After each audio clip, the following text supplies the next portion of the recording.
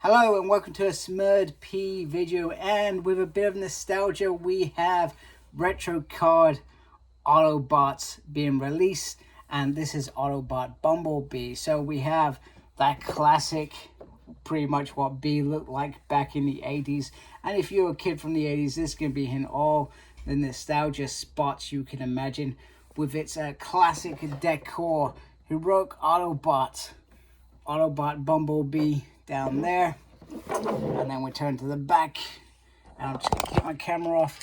He says not very carefully, and we've got Jetfire, or it's really Skyfire, but due to legal reasons with, was it Gundam? I think that they took that mold to create him. And we have Road Rage down there randomly, some other bots in the background. No idea who this dude is. Is that meant to be Shockwave?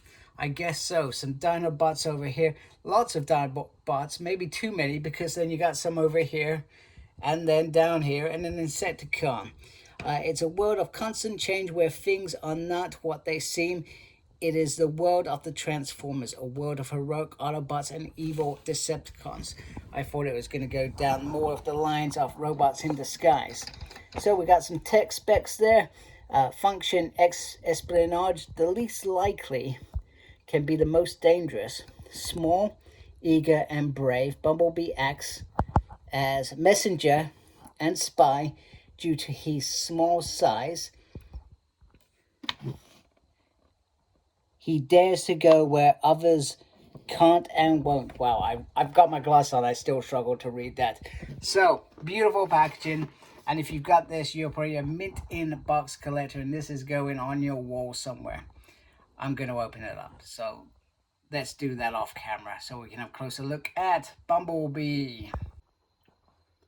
So this is literally Netflix Bumblebee, that probably came out 2020, 2021. It was those sort of couple of years that those releases would have come. So they haven't gone with the Studio Series 86 Bumblebee that has only just been released. They're giving us Netflix in this retro wave. I think the only thing I can think of is people are going to buy these so that they can go in their walls, or they can keep mint in box. I guess that is one of the reasons. I mean, I still like this Bumblebee. I was a big fan of this Bumblebee when it came out. And I generally got quite lucky in terms of buying him. I think I bought him twice, maybe 3 times. I can't remember, but I bought him 3 times. One thing that I will note is the eyes are not blue. They sort of look like a faint blue. Then I also feel like they look sort of light yellow. So I don't know if that's a QC problem or that somebody's messed up on. But yeah, they certainly feel to be a little bit light. But I don't think, when I look at it like this, I don't think it actually looks bad. They're just silver. They are just silver, and it's the yellow reflecting on there. So that's disappointing, because it should be blue in my mind. Nice Autobot logo on there. I think the unfortunate thing, unlike the Masterpiece release, the first release, not the second release, that badge used to transform. You used to be able to switch it in, and it always sort of bugged me why they weren't that creative with this, considering how creative Hasbro have been over the last few years. Some of their transformations have been quite genius. Other than that, it's very straight yellow black decor. You've got the bumper on the back, which obviously doubles up as a shield. That looks pretty decent. I don't know what that's about, but it looks pretty decent. So you can take that off if you like, and reduce the little shield like so. So you can have it like that. And this was how they sort of, back then, I mean, like I said, they've come a long way, especially the Studio Series re-releases of G1 figures. A lot of these just ended up having like parts of their bodies becoming shields, etc. But this one does sit on the back of this Bumblebee, which I think makes it a little bit better. And then obviously you can take this apart like so. I'm sure it said that you could stick that on there. I'm not sure how. It's been a while since I've had this figure. Maybe it's like that. There we go. Anyway, it says in the instructions you can stick that on there, and you can take the 2 guns off. Oh, maybe it's maybe I've done it completely wrong. Completely wrong. Still wrong. Still have no idea what I'm doing. There we go. That was embarrassing. Anyway, you can have the gun with that like so. I'm a bit disappointed once again because they did have that Centurion release where they actually gave an accurate Bumblebee gun. So it's a little bit disappointing that they haven't actually got that as well. Bonkers. I think Cliff Jumper with this gun made perfect sense, but not Bumblebee. Anyway, head can go all the way around. You can sort of look up and down. You can do a full 360, lift up like so. You can swivel there quite nicely. Nice movement there. You can swivel on the hand as well. Nice movement on the waist as it goes all the way around, and he can do the whole splits. Look at that. He's a ninja. Yeah. Like so. Yeah, he has great set of movement. So off camera, I'm going to see if I can get that gun thing going, whatever it is. There we go, and I finally figured out how to connect that on there. I do not recall doing that with him with the previous incarnations. I just wanted to one more time just look at this head sculpt.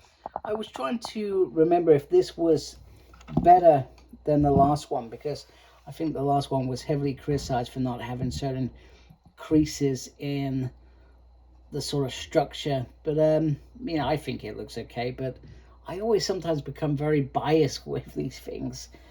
So I will leave the judgment to you and let you tell me what you think of this head sculpt.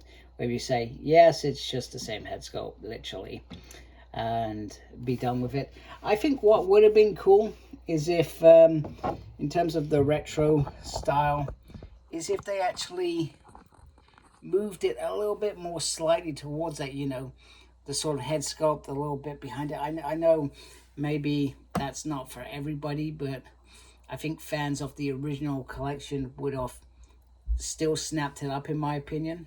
So anyway, without ado, let's transform him into his Aut mode. So the transformation is very straightforward, and I still think this car looks absolutely glorious. I think it looks really, really great. Got the headlamps there. So I've got it in ski mode, so parts of the weapons go underneath and they sort of combine to give it a sort of, I don't know, thrusters skiing, like that episode where they had to ski. But it was also a sort of gimmick that Hasbro were doing back there, where they were essentially trying to conceal the weapons, which I think is great. I think it's a good idea. Not necessarily a big fan of it myself, but it gets the job done, so to speak. So just taking those off. That's just cropped out very annoyingly. And it's not going back in. Very annoyingly, that's all popped out, man. Pretty why. Yeah. There we go. So again, move backwards and forwards. Nothing underneath. Nice Autobot sign on the top, which was what I was referring to earlier. Would have been cool if that could have flipped over.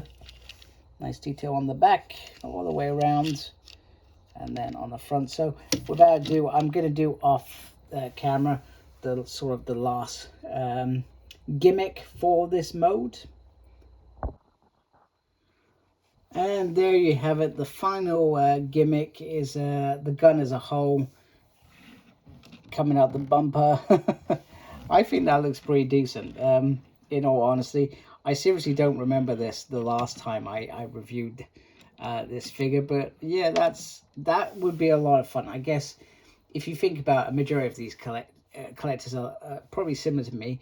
Most of us are adults, but for a child to have this is a very cool gimmick. This is what, if we had this as children back then, wow, our lives would have been perhaps complete back then. I'm not saying they're not complete now, just so I'm clear.